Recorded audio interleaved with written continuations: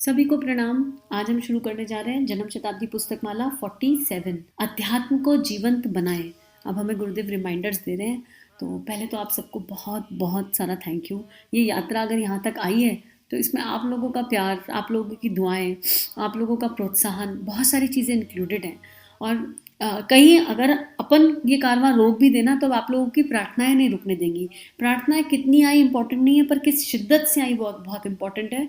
और आप लोगों की वो वाइब्रेशन फील होती है कि हाँ स्वाध्याय कब आएगा, हाँ स्वाध्याय कब आएगा। तो आप लोगों की वो वाइब्रेशन जो यूनिवर्स में चली गई है वो अब इस स्वाध्याय की कॉन्टिन्यूटी बन गई है, इसका हिस्सा बन गई है। अब खुद का मन पीछे भी भागने की कोशिश करे तो भाग पाएगा नहीं। तो आप लोगों को बहुत सारा थैंक यू है और कृतज्ञता के इस भाव के साथ ही आंखें बंद करते हैं ताकि स्वाध्याय की गरिमा, स्वाध्याय की वाइब्रेशन हमारे कारण शरीर तक जाए, खाली हमारे कानों तक ना जाए, खाली हमारे विचार तक ना जाए, हमारे अंतःकरण को स्पर्श कर पाए। तो आंखें बंद करते हैं, गुरु शक्ति से, युग ऋषि से, सप्तऋषियों से प्रार्थना करते हैं कि वो जो भी हमें सिखाना समझाना चाहते हैं वो एक ऊर्जा बन के हमारी चेतना में, हमारे खून में, हमारे वाइब्रेशन की एक एक बूंद में फैल जाए और हमारे चिंतन चरित्र में, हमारे गुण कर्म स्वभाव में परिवर्तन आए।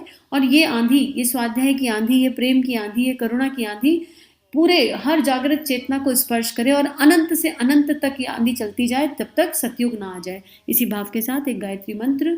ओम भूर्भुवः स्वः तत्सवितुर्वरेण्यं भर्गो देवस्य धीमहि धियो यो नः प्रचोदयात्। हर स्वाध्याय से पहले गुरुदेव और माता जी ये कहलवाते हैं कि ऑडियो अगर आपके पास आया है तो आदिशक्ति की कृपा से आया है। तो अगर ये मुझे पढ़ने का सौभाग्य मिला है तो भी आदिशक्ति की कृपा से मिला है। तो अगर आपके पास आ गया है तो इसके मुख्य अंशों को नोट करें, नोट करके कमेंट बॉक्स में डालें ताकि और लोगों को मोटिवेशन मिले, जो सुन नहीं सकते वो पढ़ सके और आप लोगों को रिमाइंडर मिले कि हमने ये पढ़ लिया है और इसमें हमें ये सिखाया गया था। उसके बाद अपने घर परिवार में सबको पढ़ाएं, ज़्यादा से ज़्यादा लोगों तक इस ऑडियो को शेयर करें, भेजें, बांटें ताकि दीप से दीप जलता चले, ज्ञान का आलोक हर किसी के हृदय को महकाता चले। अब गुरुदेव आज क्या लिख रहे हैं, क्या पढ़ा रहे हैं? हमें अध्यात्म को जीवंत बनाना है, केवल सुनना नहीं है। तो एक कान से सुनना और दूसरे से निकालना, ऐसा नहीं करना है। आप चाहो तो पेन पेपर लेकर बैठ जाओ और जो आपको अच्छा लगे वो नोट करते चलो, है ना, और बाद में उसको कमेंट में ऑडियो से टाइप करके डाल दो। अब गुरुदेव शुरू कर रहे हैं किससे? अहिल्या बाई। क्या ही नाम है, किस दिव्य नाम से गुरुदेव ने स्वाध्याय को शुरू किया। अहिल्या बाई कौन थी? इंदौर की महारानी थी। तुको जिराफ एक बार चीते का शिकार खेलने के लिए कहीं देहात में गए। उन्होंने बंदूक चलाई तो चीता घायल हो गया और भाग करके एक झाड़ी में छिप गया। राजा अपनी बहादुरी दिखाना चाहते थे कि हम चीता मारकर लाए हैं, और उन्हें यह डर भी लगता था कि चीता घायल हुआ है, कहीं हमला कर दिया तो घोड़े को मार डालेगा, हमको मार डालेगा। तुको जिराफ यही सोचकर झाड़ी के चारों ओर चक्कर काट रहे थे कि देखें चीता मर गया या जिंदा है। घोड़ा खेत में चक्कर काटता तो किसान का खेत खराब होता है। एक 18-19 साल की किसान की लड़की ने बाहर आकर कहा, घोड़े वाले भाई साहब, हाँ आप हमारा खेत तबाह किए डालते हैं, घोड़े को बार बार घुमाते हैं। यह कोई सड़क है क्या? आप खेत में घोड़ा क्यों घुमाते हैं? इसका क्या मतलब है? महाराज ने कहा, हमने शिकार मारा था जो घायल होकर यहाँ छुप गया। कहाँ छुप गया? झाड़ी में। अब हम इस चक्कर में हैं कि या तो चीता हमारे हाथ लगे, ये चीता कहाँ गया यह हमें पता चल जाए, इसलिए हम घोड़े को घुमाते हैं। हम तुम्हारे खेत को नहीं बिगाड़ना चाहते। लड़की ने कहा, अगर आप शिकार खेलने के शौकीन हैं तो चीते का मुकाबला कीजिए, चीते को पकड़िए या मारिए, हमारा खेत खराब मत कीजिए। उसे आप खराब क्यों करते हैं? चीता तो बड़ा भयंकर होता है, तुझे मालूम नहीं? हमला कर देगा तो मार डालेगा। तो क्या आप मरने से डरते हैं और चीते का शिकार भी करते हैं? चलिए बैठिए और घोड़े को यहाँ बांधिए। वह छोकरी एक लंबा डंडा लेकर आई और बोली, कहाँ है आपका चीता? शायद इस झाड़ी में छिपा हुआ मालूम पड़ता है। लड़की चमड़े के जूते पहनकर झाड़ी में दंदनाती हुई चली गई। उसने देखा कि चीता वहां बैठा हुआ था। उसने एक ढेला फेंका। ढेला लगते ही चीता उसे मारने के लिए आया। डंडे को लेकर वह उस पर पिल पड़ी, दांत तोड़ डाले, उसके मुंह में डंडा ठूस दिया और उसे मारकर गिरा दिया।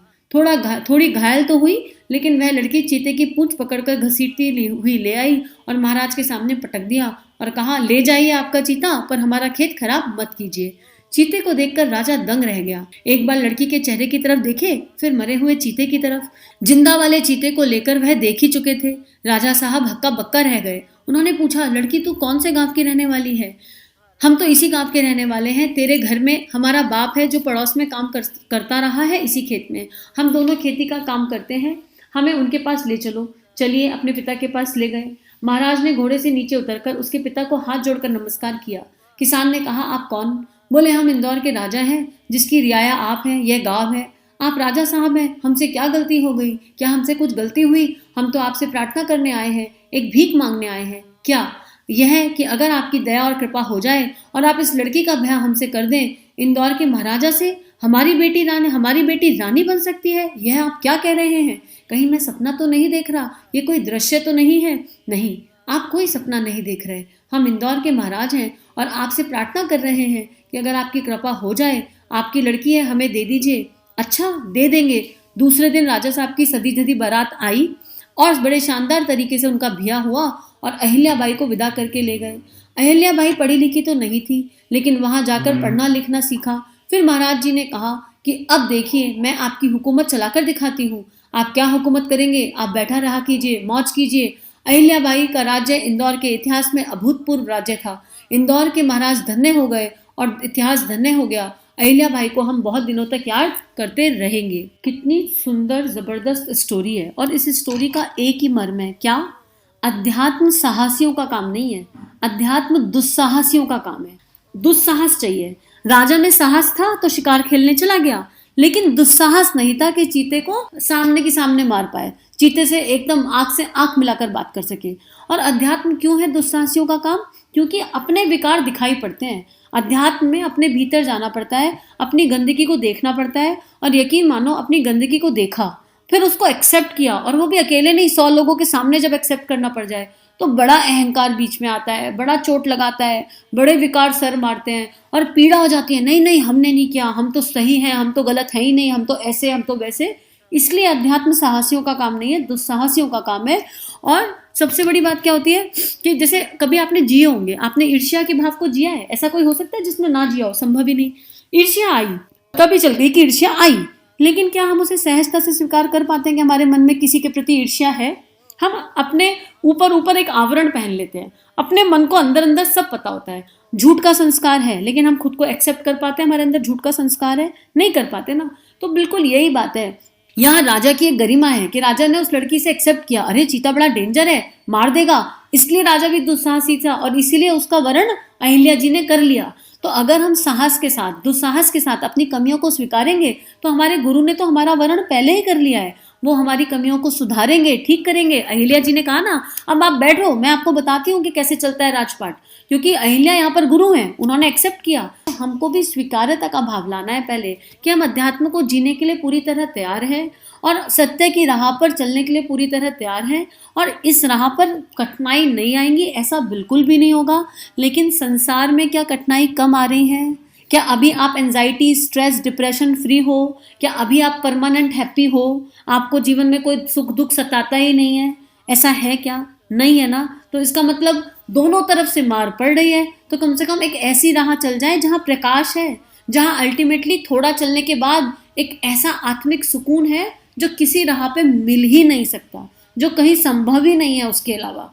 आप जितना मर्जी संसार के पीछे भाग लो, जितना मर्जी रुपया पैसा कमा लो, जितना मर्जी बड़े बड़े घर गाड़ी बंगले खड़ी कर लो, जितना मर्जी टेक्नोलॉजी का उपयोग कर लो, लेकिन अगर आपको परमानेंट हैप्पीनेस मिल जाए और आपको किसी से कोई शिकायत ना रह जाए, ऐसा हो नहीं सकता। अध्यात्म का मतलब है किसी से कोई शिकायत ना होना। जिस दिन आपका मन ऐसा हो जाए कि अब इस अंतःकरण में किसी के प्रति कोई दुर्भावना नहीं है और किसी से कोई अपेक्षा नहीं है और किसी से कोई शिकायत नहीं है, हम तो बस स्वयं का निर्माण करने की यात्रा पर हैं और वो भी अभी पूर्णता से हो नहीं पाया। जिस दिन मन ये कह दे, उस दिन समझ लेना कि अध्यात्म अंदर जीवंत होने लगा है। तो आज के लिए इतना ही। आज चिंतन मनन की तरफ चलते हैं कि हमने अब तक क्या किया, क्या हम सही अध्यात्म को जी रहे थे, क्या हमारे अंदर वो दुस्साहस है, और अगर है तो क्या हम अपनी कोई कमी बता सकते हैं। जैसे मैं अपनी एक कमी खुलकर बता रही हूँ कि कमी है, लेकिन मुझे उसका कोई गिल्ट नहीं है, उसे धीरे धीरे ठीक करने की दिशा में हूँ। मेरी लाइफ में थोड़ा डिसिप्लिनरी इशू है। क्या आप दुस्साहस के साथ अपनी कोई कमी नीचे कमेंट बॉक्स में बता सकते हैं? फिर आप देखो, वो आपका गुरु, आप साधना के पथ पर चलो, आप प्रार्थना करो, पुकार लगाओ कि भगवान जी ठीक कर दो, हमें मार्गदर्शन दे दो। तो मेरी बहुत बुरी कमी थी ये, लेकिन पिछले 10 वर्षों में बहुत बेटर हो गई और जितनी बची है वो भी ठीक हो जाएगी आने वाले समय में। कोई परफेक्ट हो गए तो फिर भगवान नहीं बन जाएंगे। इंसान बने रहने का जो आनंद है वो भगवान बनने का कहाँ है? अपने परमात्मा से सबके साथ बात करने का जो आनंद है वो भगवान बनने में नहीं है। तो अगर अपनी कमी को एक्सेप्ट कर सकते हो तो कमेंट बॉक्स में लिखो पहले कमी और उसके आगे समाधान, आपने क्या सोचा, इसको कैसे ठीक करोगे। तो मैं लगातार काम कर रही हूँ, मुझे पता है कि डिसिप्लिनरी इशू है, तो मैं टाइम मैनेजमेंट का शेड्यूल बनाती हूँ, मैं अपनी प्रायोरिटी लिस्ट बनाती हूँ, उस पर चेक करती हूँ और मैं बहुत इंप्रूव हो गई हूँ। और अब आप लोगों का आशीर्वाद मिल जाएगा, आप लोगों की प्रार्थनाएं मिल जाएंगी तो और इंप्रूव हो जाऊंगी आने वाले समय में, कोई दिक्कत वाली बात नहीं है। पर पहले दुस्साहस के साथ स्वीकार करना कि हाँ मुझ में ये कमी है और इसे ठीक करने की यात्रा पर हम चल पड़े। तो आज के लिए इतना ही। हम सभी का जीवन परमात्मा के दिव्य सूक्ष्म सानिध्य में मंगलमय है। सभी को बहुत बहुत प्रणाम, सभी को आभार।